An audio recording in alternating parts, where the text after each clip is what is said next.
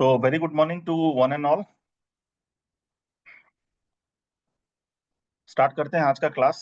कल जहां से छोड़ा था वहां से पिकअप करूंगा। उसके पहले एक स्नैपशॉट की कल हमने क्या क्या डिस्कस किया था।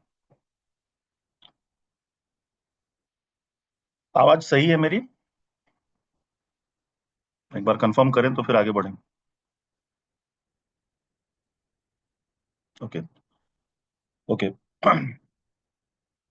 कल गाइडलाइंस मैंने आपको बताए थे कि प्रोजेक्ट प्रिपरेशन के लिए क्या क्या प्री रिक्विजिट है, क्या क्या प्री रिक्वायरमेंट है। उसमें एक हैंडबुक आपको शेयर किया गया है जिसमें कि एग्जैक्टली आपको फ्रंट पेज कैसे डिजाइन करना है वो दिखाया गया है। देन सर्टिफिकेट किस प्रकार के उससे होने चाहिए, फिर डिक्लेरेशन में क्या कंपोनेंट्स लिखना है, कंटेंट पेजेस में क्या क्या आएंगे। एंड फाइनली हमने डिस्कस किया था डिफरेंट चैप्टर्स को, जिसमें कि चैप्टर 1 में आपको क्या क्या लिखना है, like background of study, statement of the research problem, research objective, significance, ये सारी चीजों को डिटेल में डिस्कस किया था। उसके बाद लिटरेचर रिव्यू में थ्योरेटिकल फाउंडेशन क्या होता है और एग्जिस्टिंग लिटरेचर को हम थ्योरी के साथ कैसे लिंक करेंगे ये भी बताया था। उसके बाद थोड़ी सी बात हुई थी बिब्लियोमेट्रिक एनालिसिस की, और मैंने बोला था कि बिब्लियोमेट्रिक एनालिसिस स्पेसिफिक क्लास में मैं डेमोन्स्ट्रेट करके दिखाऊंगा। तो आज का क्लास बहुत इंपॉर्टेंट है। लाइक मैं बहुत सारे एआई टूल्स का यूज भी आपको बताने वाला हूँ। तो जो भी क्लास नहीं कर रहे हैं वो क्लास करें, अदरवाइज बाद में चल के आपको इन सब चीजों से दिक्कत होगी। फिर रिसर्च गैप आइडेंटिफिकेशन के बारे में बात हुआ था। एंड थर्ड चैप्टर जो रिसर्च मेथोडोलॉजी है उसके बारे में भी मैंने आपको डिटेल में बताया था कि रिसर्च डिजाइन आपको कौन कौन से लेना है। बेसिकली 3 टाइप के डिजाइन है, एक्सप्लोरेटरी, डिस्क्रिप्टिव और कॉजल। और आपको जस्टिफाई करना होगा कि किस टाइप के रिसर्च डिजाइन आप यूज करते हैं। पॉपुलेशन क्या होता है वो आपको डिफाइन करना होगा, सैंपल क्या होता है वो डिफाइन करना होगा। उसके बाद बेसिकली प्रोबेबिलिटी या नॉन प्रोबेबिलिटी सैम्पलिंग मेथड्स जो लेते हैं उसको बताना होगा। सैंपल साइज आपको देने होंगे। डेटा कलेक्शन की जो भी मेथड्स है, सर्वे या क्वेश्चन वो बताना होगा। एंड जिस भी सोर्सेज से आपने डेटा लिया है, like primary data sources, secondary data sources, published articles, ये सारी चीजों की इंफॉर्मेशन देनी होगी। थोड़ी सी इंट्रोडक्शन मैंने दी थी कि जो स्केल आप प्रिपेयर करेंगे या जो क्वेश्चनर आप लेंगे वो सेल्फ डेवलप्ड हो सकता है या फिर वो एडॉप्टेड स्केल हो सकता है। किसी दूसरे का आप एडॉप्ट कर सकते हैं अपने अपने पर्टिकुलर वर्क के लिए। और क्वेश्चनर जब हम बनाते हैं तो बेसिकली हम डिफाइन करते हैं कि डेमोग्राफिक इन्फॉर्मेशन उसमें क्या क्या होने चाहिए, इंडिपेंडेंट वेरिएबल्स कौन कौन से होने चाहिए, डिपेंडेंट वेरिएबल कौन कौन से होने चाहिए। और मेजरमेंट स्केल यूज के बारे में भी थोड़ा सा बताया था, लाइक नॉमिनल स्केल जिसमें कि कैटेगराइजेशन होता नहीं है, जैसे कि जेंडर है। अ, लेकिन ऑर्डिनल स्केल में जो है वो लेवल ऑफ एग्रीमेंट होता है। और लिकट 5 स्क्वायर पॉइंट स्केल में भी हम मेजर कर सकते हैं, जहाँ की 1 स्ट्रांगली डिसएग्री है और 5 स्ट्रांगली एग्री है। बेसिकली ये सारी बातें हुई थी। डेटा एनालिसिस टेक्निक में हम एसपीएसएस का यूज करेंगे, और लेटर हाफ में हम देखेंगे कि एसपीएसएस को यूज करते हुए कैसे हम डेटा को एनालाइज कर सकते हैं। उससे पहले कल मैंने एक शेयर किया था आपको गूगल फॉर्म।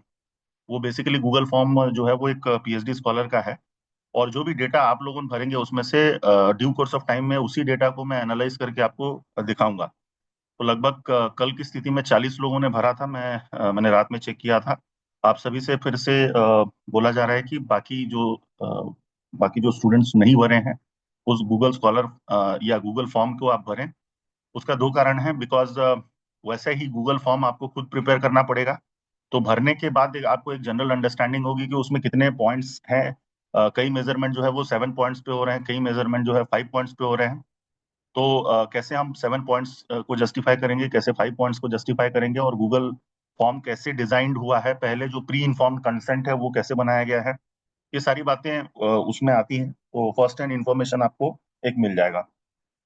अ, जो बच गया है चैप्टर 4 और चैप्टर 5 थोड़ा सा मैं बताते हुए उसके बाद जो एआई टूल्स है उसके बारे में आज बताऊंगा।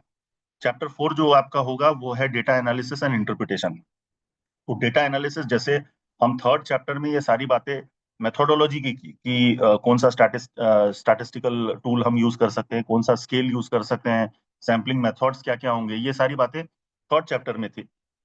उन सारे चीजों को लेते हुए थर्ड चैप्टर में जिन बातों को हमने की थी उन सारी चीजों को लेते हुए हमको डेटा एनालिसिस और इंटरप्रिटेशन करना है। डेटा एनालिसिस एक बहुत ही क्रूशल और क्रिटिकल फेज है, जिससे कि हम जो भी डेटा कलेक्शन करते हैं या एक रिसर्चर जो भी डेटा कलेक्शन करेगा उसकी ब्रॉड ब्रेन एनालिसिस आपको करनी होगी। और डेटा एनालिसिस बहुत क्रिटिकल है, बिकॉज जो डेटा आपको मिलना है उसको आपको एनालाइज करके इंटरप्रेट करना है। एनालाइज करके इंटरप्रेट करने के लिए हमारे पास कुछ टूल्स होते हैं। लाइक ये चैप्टर को आपको 4 डिफरेंट पार्ट्स में डिवाइड करने होंगे जैसा लिखा गया है।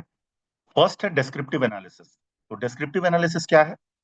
Description of facts. सपोज आपने एक क्वेश्चन पूछा, स्ट्रांगली एग्री से लेके स्ट्रांगली डिसएग्री तक रेस्पॉन्स आए।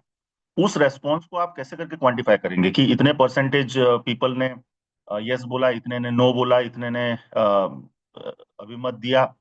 तो एक परसेंटेज फॉर्म में हम बार ग्राफ या पाई चार्ट बना के उस पर्टिकुलर एस्पेक्ट को, उस पर्टिकुलर आइटम को जब रिप्रेजेंट कर लेंगे, that is known as descriptive statistics. Descriptive statistics में जनरली मीन होता है, स्टैंडर्ड डेविएशन होता है, परसेंटेज मेथड होता है, और इस टाइप के जो है स्टैटिस्टिकल टूल्स लगते हैं। इन्फरेंशियल स्टैटिस्टिक्स क्या होता है? इन्फरेंशियल स्टैटिस्टिक्स में हम एक हाइपोथेसिस, जैसे मैंने बताया था कि आपको स्टडी में अपने ऑब्जेक्टिव के हिसाब से हाइपोथेसिस का चयन करना होगा। तो अगर मैंने सपोज 5 रिसर्च ऑब्जेक्टिव लिया है, तो उसी के बेसिस में जो रिसर्च हाइपोथेसिस बनाने होंगे, उस रिसर्च हाइपोथेसिस को आपको टेस्ट भी करना होगा, और वो टेस्टिंग मैकेनिज्म भी एसपीएसएस में है। तो वो भी मैं आपको बताऊंगा कि रिसर्च हाइपोथेसिस को कैसे टेस्ट किया जाता है। जहां पर वो स्टैटिस्टिक्स यूज होता है जिससे कि हम एक पर्टिकुलर रिसर्च हाइपोथेसिस को टेस्ट करते हैं, उस टाइप के एनालिसिस को इन्फरेंशियल एनालिसिस बोला जाता है, या उस टाइप के स्टैटिस्टिक्स को इन्फरेंशियल स्टैटिस्टिक्स बोला जाता है। तो जनरली रिसर्चर अपने रिसर्च में डिस्क्रिप्टिव एनालिसिस या डिस्क्रिप्टिव स्टैटिस्टिक्स और इन्फरेंशियल स्टैटिस्टिक्स का यूज करते हैं। ठीक है। इन्फरेंशियल स्टैटिस्टिक्स में बहुत टाइप के स्टैट्स हैं, लाइक टी टेस्ट है, एनोवा है, स्ट्रक्चरल इक्वेशन मॉडलिंग है, नंबर ऑफ टेस्ट है। तो बेसिक टेस्ट जो आपके रिक्वायरमेंट का होगा वो मैं आपको बता दूंगा, सो दैट आप अपना डेटा को टेस्ट कर सकें। फाइनली क्वालिटेटिव एनालिसिस भी किया जा सकता है, जिसमें ओपन एंडेड रेस्पॉन्स है। देखिए, दो दो टाइप के रेस्पॉन्सेज होते हैं रिसर्च में। एक होता है ओपन एंडेड रेस्पॉन्स, दूसरा होता है close ended response. Close ended response का मतलब एक रेस्पॉन्स को हम लिमिट करेंगे या फिर लिकर्ट स्केल में 5 पॉइंट के स्केल में बांध देंगे। सपोज कल मैंने आपको गूगल फॉर्म भेजा था, उसमें कोई ओपन एंडेड क्वेश्चंस नहीं थे। मतलब आपको सारे क्लोज एंडेड क्वेश्चंस को आंसर करना था। लाइक स्ट्रांगली एग्री से लेके स्ट्रांगली डिसएग्री तक एक का चयन करना था।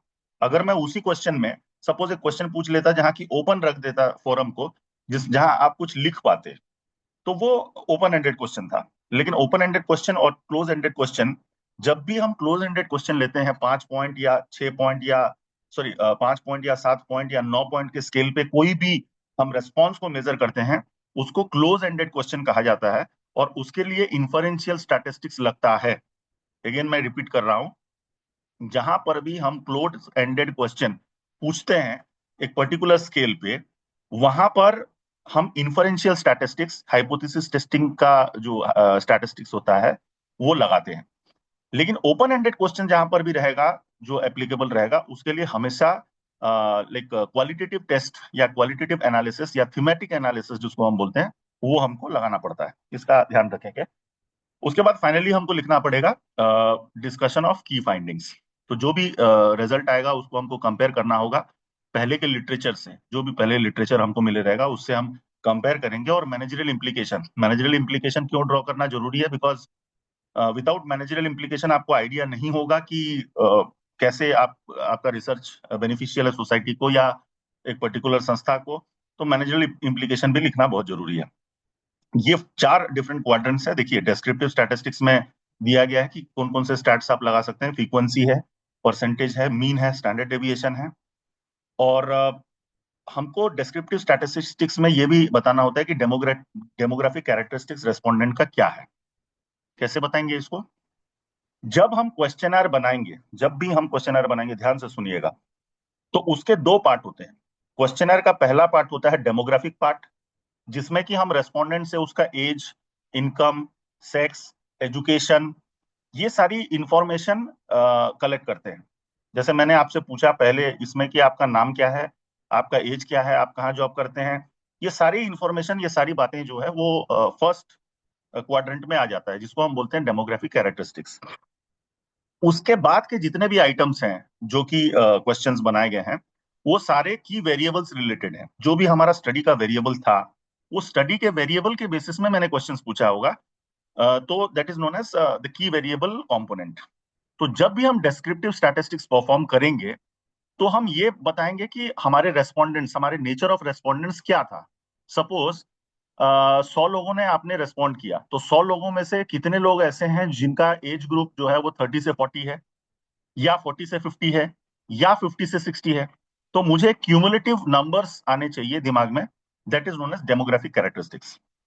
और सिमिलर वे में की वेरिएबल्स का भी मैं निकाल सकता हूँ, और की वेरिएबल्स को भी मैं बता सकता हूँ कि कितने परसेंटेज रेस्पोंडेंट्स ने ग्राफिकल वे में, चार्ट के वे में, या टेबल्स के वे में रिप्रेजेंटेशन कैसे करके करना है, ये पता चल जाएगा।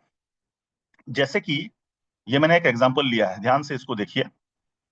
Demographic profile of the respondents, gender wise male 120 है जो 60% होता है, फीमेल 80 है जो 40% होता है। एज ग्रुप 20 से 30 साल के उम्र के लोग 90 लोग हैं तो 45% होता है। 31 से 40 जो है 75 लोग हैं तो 37% होता है, एंड अकॉर्डिंगली। तो ये रिप्रेजेंटेशन जो आया है वो मेरा डेमोग्राफिक प्रोफाइल का हिस्सा है, जिसको मैं एनालिसिस में दिखाऊंगा कि आपके मेजरमेंट में आप जो भी क्वेश्चनर या टूल जो भी यूज करेंगे डेटा कलेक्शन के लिए, उसमें demographic profile of the respondent को एडिक्वेटली डिफाइन करेंगे। सिमिलर वे में देखिए, मैंने आप रिप्रेजेंटेशन दिया है कि मेरे स्टडी में लाइक 60% मेल थे, 40% फीमेल थे। एज ग्रुप की बात करूं तो 45% जो है 20 से 30 साल की उम्र के लोग थे, एंड देन 31 से 37% लोग थे, और 41 एंड अबव 17% लोग थे। तो ये एक स्ट्रक्चर आपका बता रहा है कि demographic profile of the respondent कैसे हैं। ऐसे ही आपको भी प्रिपेयर करना पड़ेगा। जो भी डेटा आप कलेक्ट करेंगे उसको ग्राफिकल फॉर्म में, टेबुलर फॉर्म में रिप्रेजेंट करना पड़ेगा डेमोग्राफिक प्रोफाइल के लिए। पहला पहला क्वाड्रेंट में डेमोग्राफिक प्रोफाइल है, तो डेमोग्राफिक प्रोफाइल के लिए मेरे को रिप्रेजेंट करना पड़ेगा। और उसके बाद जो भी की वेरिएबल्स हैं उसके ऊपर भी हम काम कर सकते हैं। ये देखिए, जैसे कि एजुकेशन लेवल की बात हो गई तो बैचलर्स में 40% है, मास्टर्स में 45% है, और डॉक्टरेट में 15% है। सिमिलर वे में जो की वेरिएबल्स, हमने 3 की वेरिएबल्स की कल बात की थी, लाइक एआई एडॉप्शन इन एचआरएम, एम्प्लॉय प्रोडक्टिविटी और जॉब सेटिस्फेक्शन। सपोज ये 3 मेरे की वेरिएबल हैं। उन 3 की वेरिएबल्स का मैंने मीन निकाला है और स्टैंडर्ड डेविएशन निकाला है। तो ये मीन और स्टैंडर्ड डेविएशन एक डिस्क्रिप्टिव स्टैटिस्टिक्स है, जैसे कि मैंने बताया था, और ये डिस्क्रिप्टिव स्टैटिस्टिक्स का इंटरप्रिटेशन भी यहाँ पर है। जैसे कि मैंने लिखा, the mean score of AI adoption 3.87 suggest moderate agreement with the statement of AI has improved HRM practices. कि मॉडरेट लेवल का एग्रीमेंट है, क्योंकि 5 का स्केल है तो 3.87 उनका जो मीन स्कोर आया है। 1 से 5 तक के हमने मेजरमेंट लिया है तो उसमें 3.87 आया, तो एक मॉडरेट स्कोर ये पकड़ा जाएगा। अगर 4 आता या उससे ज्यादा आता तो एक हाई स्कोर, अच्छा स्कोर इंडिकेट होता। सेकेंडली, एम्प्लॉय प्रोडक्टिविटी का आया है 4.21, और जॉब सेटिस्फेक्शन का आया है 4.15, जो कि दिखाता है कि पॉजिटिव ट्रेंड क्या है वर्क प्लेस एफिशिएंसी में। सेम वे में हम यहाँ पर ग्राफिकल रिप्रेजेंटेशन भी कर सकते हैं। यहाँ पर ग्राफिकल वे में उस चीजों को प्रेजेंट कर सकते हैं। उसके बाद हम कुछ इन्फरेंशियल स्टैटिस्टिक्स भी डाल सकते हैं, जैसे कि टी टेस्ट हो गया, एनोवा हो गया, और रिग्रेशन एनालिसिस हो गया। ये तीनों टेस्ट मैं आपको एसपीएसएस में करके दिखाऊंगा। और टी टेस्ट, एनोवा और रिग्रेशन में अभी बता दे रहा हूं कि ये कहाँ कहाँ यूज होता है और किस किस कंडीशन में यूज होता है। ये आप ध्यान से सुनेंगे। टी टेस्ट जनरली 3 टाइप के होते हैं। मैं अभी आपको जो टी टेस्ट बताऊंगा वो इंडिपेंडेंट सैंपल टी टेस्ट की बारे में बात कर रहा हूं, जो कि कंपेयर करता है mean of 2 groups. T test, independent sample t test, mean of 2 groups को कंपेयर करता है। 2 ग्रुप का मतलब ये हुआ, एक एग्जांपल के साथ मैं समझाऊंगा। सपोज 2 ग्रुप हैं आपके एमबीए में। 2 ग्रुप हैं, एक मेल का ग्रुप है, दूसरा फीमेल का ग्रुप है। अगर मैंने आपसे पूछा कि मेल रेस्पोंडेंट, जो भी आपने रेस्पॉन्स भरा है, उसमें मेल रेस्पोंडेंट का वर्कप्लेस हैप्पीनेस का क्या स्कोर है और फीमेल रेस्पोंडेंट का वर्कप्लेस हैप्पीनेस का क्या स्कोर है। कल मैंने आपको दिया था वर्कप्लेस हैप्पीनेस के ऊपर में एक पर्टिकुलर गूगल फॉर्म, उसको आपने भरा हुआ, तो डेफिनेटली वर्कप्लेस हैप्पीनेस के ऊपर में आपने अपना अभिमत दिया होगा। तो उसमें एक मीन स्कोर निकल के आएगा, मेल का अलग मीन स्कोर निकल के आएगा और फीमेल का अलग मीन स्कोर निकल के आएगा। उन दोनों मीन स्कोर को अगर मैं कंपेयर करूंगा तो जिसका मीन स्कोर हायर होगा डेफिनेटली उसका वर्कप्लेस हैप्पीनेस जो पार्ट है वो ज्यादा होगा। उससे मैं ये बोल पाऊंगा कि वर्क मैंने जो मेल मेंबर्स हैं जब काम करते हैं अपने संस्था में जाके तो वो ज्यादा हैप्पियर रहते हैं अपने वर्क प्लेस से। या फीमेल मेंबर का अगर ज्यादा आया होगा तो ये बोल पाऊंगा कि फीमेल मेंबर ज्यादा हैप्पी है। ये टाइप के जो टेस्ट करते हैं हम दो ग्रुप के अंदर, उसको हम बोलते हैं इंडिपेंडेंट सैंपल टी टेस्ट। ठीक है। दो ग्रुप में जब मीन का कंपैरिजन होता है आपके रेस्पॉन्स के बेसिस में, that is known as independent sample t test. और ये टेस्ट आप परफॉर्म कर सकते हैं। सपोज आप गूगल फॉर्म लेंगे, उस टाइप के क्वेश्चंस डिजाइन करेंगे, दो ग्रुप होगा आपके पास, मेल और फीमेल, आप कंपेयर कर सकते हैं।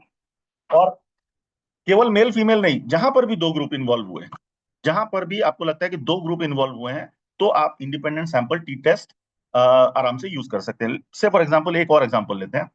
अगर मैं कंपेयर करना चाहूं कि जो स्कूल स्टूडेंट्स हैं और कॉलेज गोइंग स्टूडेंट्स हैं, उसमें ड्रॉप आउट रेशियो कितना है, तो मेरा डेटा जब मैं कलेक्ट करूंगा तो एक सेगमेंट होगा स्कूल का सेगमेंट, दूसरा सेगमेंट होगा college level, college going students का सेगमेंट।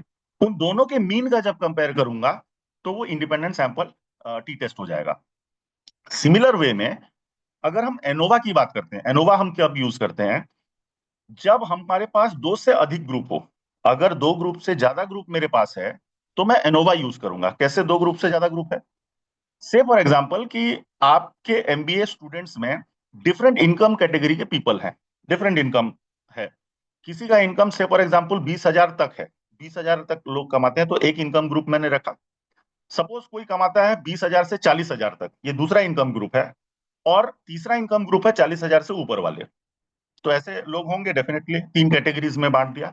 अब वो तीनों कैटेगरी के रेस्पोंडेंट से मुझे जो रेस्पॉन्स मिला होगा, उस रेस्पॉन्स को अगर मैं कंपेयर करूंगा और उसमें बताऊंगा कि कौन से इनकम ग्रुप वाले ज्यादा अच्छे हैं, लाइक ज्यादा परसीव करते हैं, उसको मैं एनोवा के माध्यम से बता पाऊंगा। तो टी टेस्ट और एनोवा में सिर्फ एक अंतर है कि हम जब ग्रुप कंपैरिजन करते हैं तो टी टेस्ट में दो ग्रुप होते हैं और एनोवा में मल्टीपल ग्रुप होते हैं। मतलब दो से अधिक ग्रुप जब होते हैं तो वो एनोवा में कंपैरिजन हो पाता है। सिमिलरली रिग्रेशन एनालिसिस एक दूसरा टाइप का एनालिसिस है।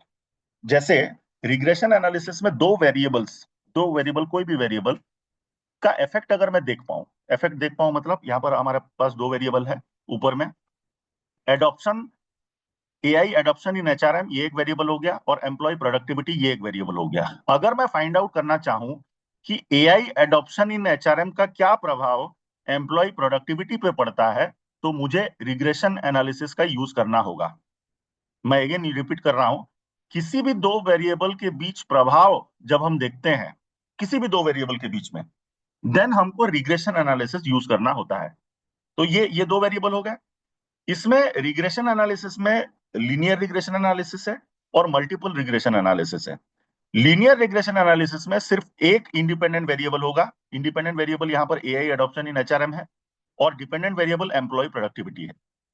अगर मेरे पास दो वेरिएबल हैं इंडिपेंडेंट, से for example AI adoption in HRM और एम्प्लॉय प्रोडक्टिविटी का इफेक्ट, ये दोनों का इफेक्ट मैं देखना चाह रहा हूं जॉब सेटिस्फेक्शन के ऊपर में, इंडिविजुअल इफेक्ट देखना चाह रहा हूं, तो ये बन जाएगा मल्टीपल रिग्रेशन, बिकॉज मेरे पास दो इंडिपेंडेंट वेरिएबल है और एक डिपेंडेंट वेरिएबल है। तो जहां पर दो इंडिपेंडेंट, एक डिपेंडेंट है, एक से अधिक अगर वेरिएबल्स मेरे पास आ जाते हैं, that becomes multiple regression analysis. तो बेसिक चीज में आपको अपने प्रोजेक्ट के लिए टी टेस्ट करना होगा, एनोवा करना होगा, और एट बेस्ट रिग्रेशन एनालिसिस करना होगा। ये तीन बेसिक एनालिसिस मैं बता रहा हूं, जो कि आपको बहुत ज्यादा पेनफुल नहीं रहेगा। बहुत ज्यादा मॉडलिंग करने की जरूरत नहीं है। बेसिक बेसिक चीजें आप निकाल लेंगे, टी टेस्ट, एनोवा और रिग्रेशन एनालिसिस। ये इन्फरेंशियल स्टैटिस्टिक्स का पार्ट है, वो आराम से आप कर लेंगे, और जो भी इंटरप्रिटेशन होगा उसके बाद वो आप कर सकते हैं। आपको हाइपोथेसिस कैसे लिखना है उसके लिए, जैसे यहां पर एक एग्जांपल मैंने दिया है। नल हाइपोथेसिस में लिखा है कि there is no significant difference in AI adoption based on age group. Age group के बेसिस में यहाँ पर एआई अडॉप्शन का मैंने कोई प्रभाव नहीं है, ये दिया गया है। ये पर्टिकुलर आउटपुट निकला है, उसको इंटरप्रेट कैसे करना है मैं डिटेल में जब एसपीएसएस बताऊंगा वो बता दूंगा। ये एक टेबल है। सिमिलरली एनोवा टेबल है, जिसमें कि मैंने तीन ग्रुप को कंपेयर किया है, और तीन ग्रुप में आईटी सेक्टर, मैन्युफैक्चरिंग सेक्टर और रिटेल सेक्टर है, जिसका मीन स्कोर निकाला गया है और पी वैल्यू निकाला गया है। तो ये पी वैल्यू से कंपेयर होता है। जब भी ये पी वैल्यू 0.5 के नीचे आता है, तो हम नल हाइपोथेसिस को रिजेक्ट करके अल्टरनेट हाइपोथेसिस को एक्सेप्ट करते हैं। ठीक है। ये मैं डिटेल में और बताऊंगा। तो रिग्रेशन एनालिसिस का जो आउटपुट है, वो दिया गया है। क्वालिटेटिव एनालिसिस भी आप कर सकते हैं, जिसमें कि थीमेटिक एनालिसिस होता है। इस पे मैं बहुत ज्यादा नहीं डिस्कस करूंगा। और जो भी आपकी की फाइंडिंग्स आएंगे वो लास्ट में आपको लिखना पड़ेगा। और मैनेजरियल और थियोरिटिकल इम्प्लीकेशन जो भी आपके आउटपुट के बेसिस में, मैनेजरियल इम्प्लीकेशन का मतलब होता है मैनेजरियल के लिए, एक मैनेजर के लिए संस्था में आपका प्रोजेक्ट या आपका वर्क किस प्रकार से बेनिफिट देता है। और थियोरिटिकल इम्प्लीकेशन ये होता है कि एग्जिस्टिंग थ्योरी में आपने क्या ऐड किया है, एग्जिस्टिंग थ्योरी में आपने क्या ऐसा बताया है जो कि दूसरे लोगों ने नहीं बताया है। That is known as theoretical implication. और फाइनली आपको कंक्लूजन लिखना होगा पूरे पूरे प्रोजेक्ट का। वो एक पैराग्राफ या एक पेज के अंदर आना चाहिए।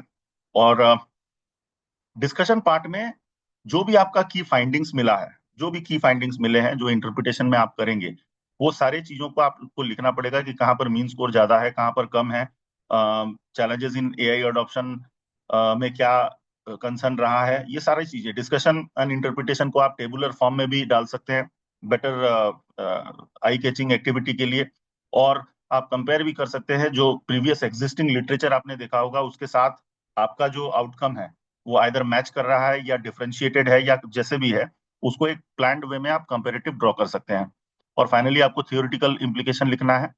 ये लिखना ना भूलें 5.3 में, contribution to theory and practice. आपका जो वर्क है, एकेडमिक कंट्रीब्यूशन क्या किया है, प्रैक्टिकल कंट्रीब्यूशन इसका क्या क्या है, और आपने जो रिकमेंडेशन दिया, आपके बेसिस जो भी फाइंडिंग्स आपने की उसके बेसिस में आपने रिकमेंडेशन क्या दिया। और रिकमेंडेशन जो है ऑर्गेनाइजेशन के लिए हो सकता है, एक पर्टिकुलर ऑर्गेनाइजेशन के लिए रिकमेंड कर सकते हैं, या पॉलिसी रिकमेंड कर सकते हैं, किसी पॉलिसी डिसीजन के फॉर्मुलेशन के लिए रिकमेंडेशन हो सकता है। और finally the limitations of the study. Limitations हम जनरली फर्स्ट चैप्टर में या फिर फाइनल चैप्टर में डाल सकते हैं। लिमिटेशन में आपको स्टेट करना होगा कि मेरा स्टडी जो है वो लिमिटेड है जोग्राफिकल स्कोप के लिए। उसका मतलब ये होता है कि सपोज आपने स्टडी जो है वो बिलासपुर में की है, तो उसका जनरलाइजेबिलिटी हो सकता है कि पूरे छत्तीसगढ़ में ना हो। ये एक जोग्राफिकल लिमिटेशन है। सैंपल साइज का कांस्टेंट रहता ही है, बिकॉज आप कम सैंपल साइज के साथ अगर काम करेंगे तो हो सकता है कि उसमें वो बात ना हो जो हायर सैंपल साइज में काम करते हैं। इसीलिए रिसर्चर को बोला जाता है कि आप हमेशा जो सैंपल साइज है उसको बड़ा रखिए करके। फिर पोटेंशियल रेस्पॉन्स बायस हो सकता है, कई लोग जो रेस्पॉन्स भरते हैं वो एडिक्वेट नहीं हो सकता, तो वो भी एक लिमिटेशन हो सकता है। और शॉर्ट टर्म डेटा कलेक्शन, क्योंकि ये शॉर्ट टर्म अप्रोच है, तो ये सारी लिमिटेशंस आपके स्टडी में आएंगे। फिर फ्यूचर रिसर्च के लिए आप कुछ सजेस्ट भी कर सकते हैं कि इस टाइप के स्टडी लॉन्गिट्यूडनल एनालिसिस में हो सकता है। लॉन्गिट्यूडनल स्टडी का मतलब होता है कि over a period of time, एक लंबे समय के लिए जब आप डेटा कलेक्शन करते हैं और लॉन्गर इम्पैक्ट देखना चाहते हैं, मल्टीपल टाइम फ्रेम में अगर आप इम्पैक्ट देखना चाहते हैं, उसको बोलते हैं longitudinal study. Cross sectional cultural adoption, इस पे भी स्टडी हो सकता है, ऐसा बताया गया है।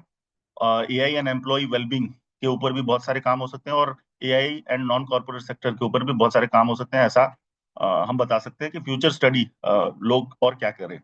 और फाइनली जो आप पूरा थीसिस का समरी है, कंक्लूजन है, उसको एक पेज में रैप अप कर सकते हैं। जो भी आप करेंगे रेफरेंस आपको देना जरूरी है। जैसे आप लिटरेचर लिखते हैं, ये तो 5 चैप्टर की बात होगी, 5 चैप्टर के बाद भी कुछ अपेंडिक्स लगेंगे, रेफरेंस के बाद अपेंडिक्स लगता है। तो रेफरेंस आप हमेशा जो लिखेंगे करेंगे वो APA 7 एडिशन के हिसाब से होना चाहिए, APA स्टाइल के हिसाब से होना चाहिए। और APA स्टाइल में मैंने दिया है बुक का स्टाइल क्या है, जर्नल आर्टिकल का स्टाइल क्या है, कॉन्फ्रेंस प्रोसीडिंग का स्टाइल क्या है, रिपोर्ट्स एंड ऑफिशियल डॉक्यूमेंट्स का स्टाइल क्या है। आप ध्यान से देखिए इसका स्टाइल जो है, APA का स्टाइल। बुक के लिए ऑथर का नाम पहले लिखा जाता है, फिर उसका ईयर लिखा जाता है, फिर टाइटल ऑफ द बुक लिखा जाता है। यहाँ टाइटल ऑफ द बुक जो लिखा गया है वो इटैलिक में है, ध्यान देंगे वो इटैलिक में है। फिर पब्लिशर का नाम लिखा जाता है। सिमिलरली जर्नल आर्टिकल में पहले ऑथर का नाम रहता है, फिर ईयर रहता है, फिर टाइटल ऑफ द आर्टिकल रहता है, फिर टाइटल ऑफ द जर्नल रहता है जो कि इटैलिक में रहता है। वॉल्यूम भी इटैलिक में रहता है, लेकिन इश्यू इटैलिक में नहीं रहता। फिर पेज नंबर आएगा और फिर DOI आएगा। सिमिलरली कॉन्फ्रेंस प्रोसीडिंग का भी एक स्टाइल है, तो ये APA स्टाइल है।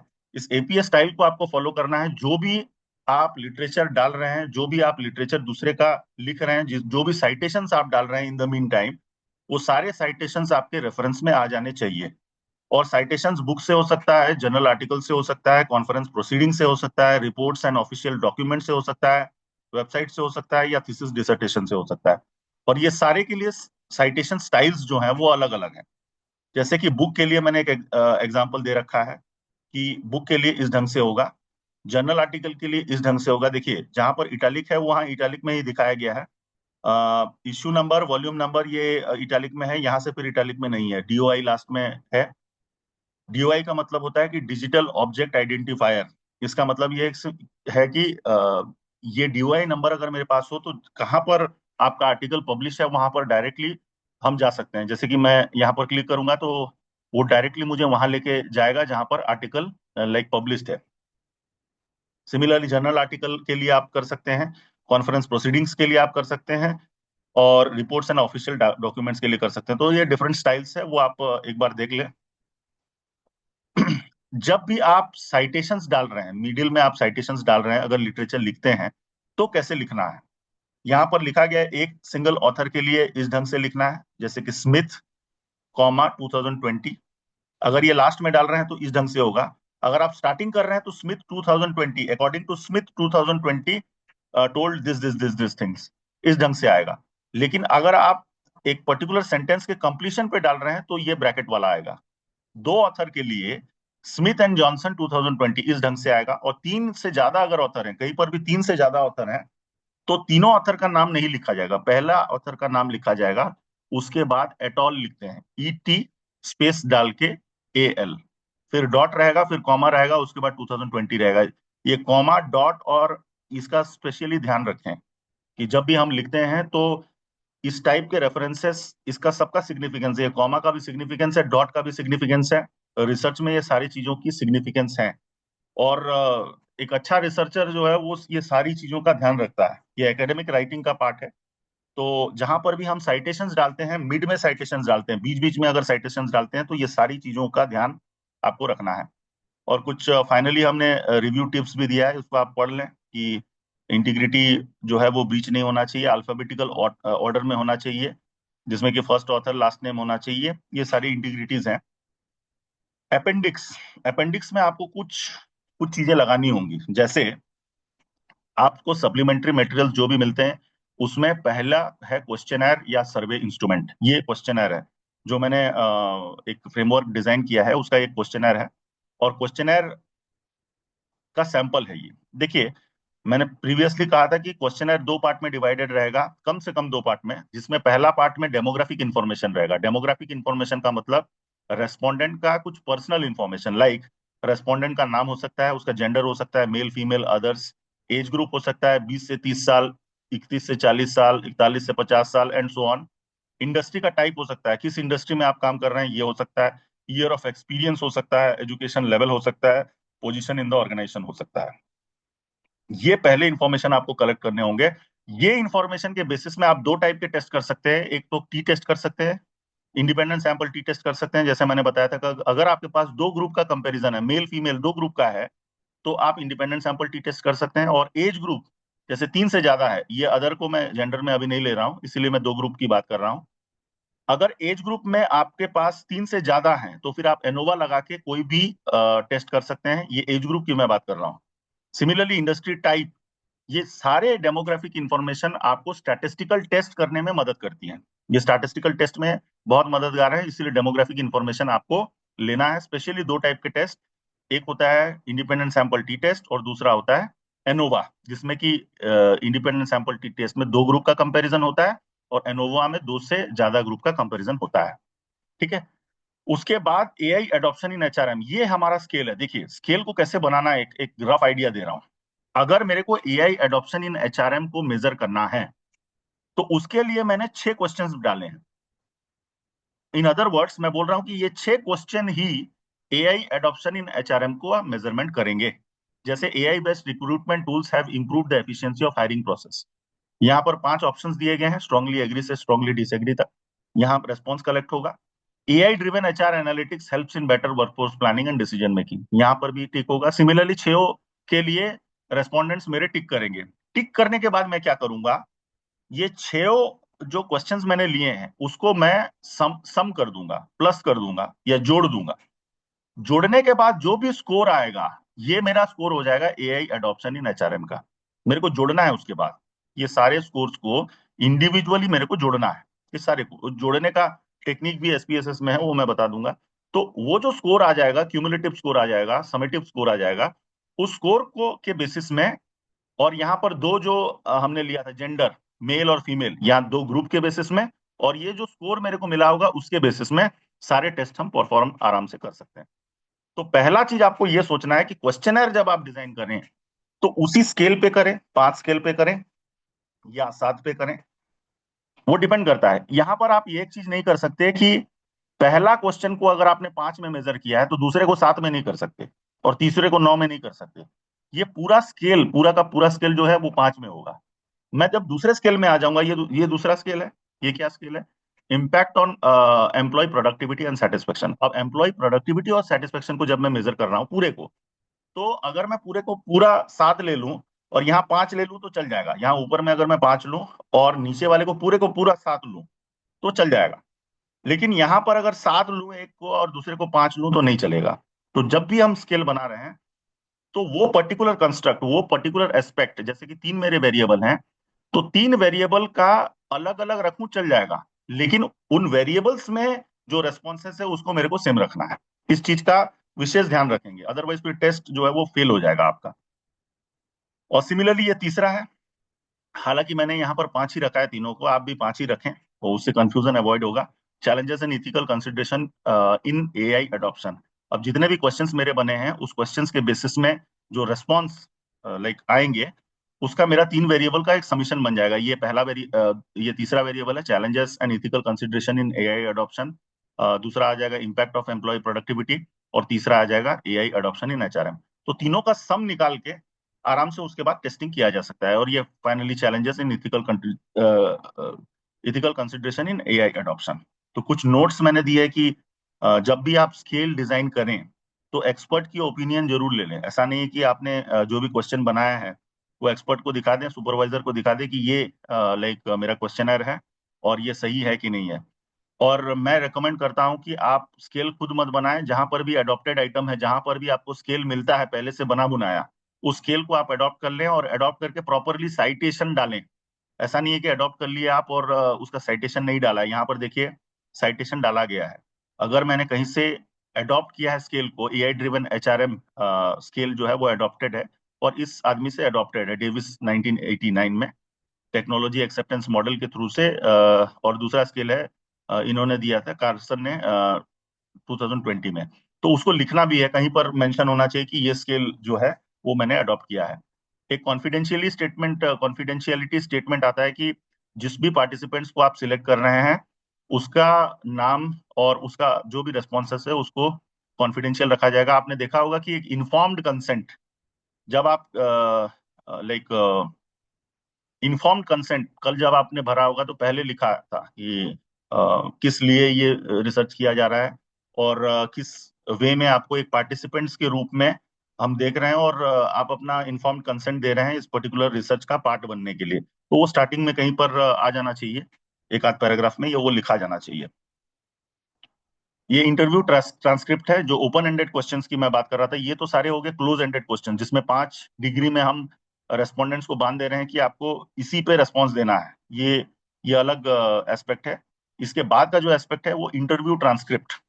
ये ओपन एंडेड क्वेश्चन है। जैसे कि किसी को पूछा गया कि how has AI impacted your organisation HR practices, तो रेस्पोंडेंट्स बोल रहे हैं कि ये रेस्पॉन्सेस है, like whatever this are the responses. तो ये ओपन एंडेड क्वेश्चन है। कुछ ओपन एंडेड क्वेश्चंस भी आप बना सकते हैं। जो भी आप प्रोजेक्ट देंगे उसका हम प्लेगरिज्म टेस्ट करेंगे, और प्लेगरिज्म जो है वो 10% से लेस आना चाहिए। प्लेगरिज्म टेस्ट करने के बाद ही जमा होगा आपका जो प्रोजेक्ट है। यूनिवर्सिटी में जो डिटेक्शन, प्लेगरिज्म डिटेक्शन सॉफ्टवेयर है, आइदर टर्निटिन से कर सकते हैं या ड्रिलबिट से कर सकते हैं। तो एसेंशियली वो 10% से लेस आना चाहिए। और इथिकल परमिशन, अगर कहीं पर आप ले रहे हैं डेटा जो कि थोड़ा सेंसिटिव है या अपने ऑर्गेनाइजेशन का डेटा ले रहे हैं, तो इथिकल अप्रूवल भी आप ले सकते हैं और परमिशन लेटर लेके भी लगा सकते हैं। और अगर आप कोई कॉन्फ्रेंस करते हैं या सेमिनार करते हैं, उसका भी सर्टिफिकेट, या जर्नल में पब्लिकेशन करते हैं उसका भी रिप्रिंट सर्टिफिकेट फाइनल में लगा सकते हैं। हालांकि ये मैंडेट नहीं है, बट जो स्कॉलर्स चाहें या जो स्टूडेंट्स चाहें कि हम कॉन्फ्रेंस करेंगे तो डेफिनेटली हम असिस्ट करेंगे उनको, और आपका प्रोजेक्ट अच्छा बनेगा। और फाइनल चेकलिस्ट मैंने एक दिया है अपेंडिक्स में कि क्वेश्चनर आपका लगा है कि नहीं है, इंटरव्यू ट्रांसक्रिप्ट है कि नहीं है, प्लेगरिज्म रिपोर्ट ओरिजिनलिटी स्कोर का है कि नहीं है, इथिकल अप्रूवल इफ एप्लीकेबल, जरूरी नहीं है, इफ एप्लीकेबल वो लगा सकते हैं, conference seminar presentation certificate attach कर सकते हैं, और publication certificate like book chapter या जो भी आप पब्लिश करते हैं उसको भी फाइनली अटैच कर सकते हैं। इसमें मैंडेटरी कंपोनेंट जो है वो है क्वेश्चनर, वो आपको लगाना ही है। प्लेगरिज्म रिपोर्ट ये आपको लगाना ही है। ये दो कंपोनेंट जो है वो वेरी मैंडेटरी है, और बाकी होगा तो भी चलेगा और नहीं होगा तो भी चलेगा। तो ये 50 पेज के जो गाइडलाइंस है वो कम ज्यादा करके मैंने कवर किया है।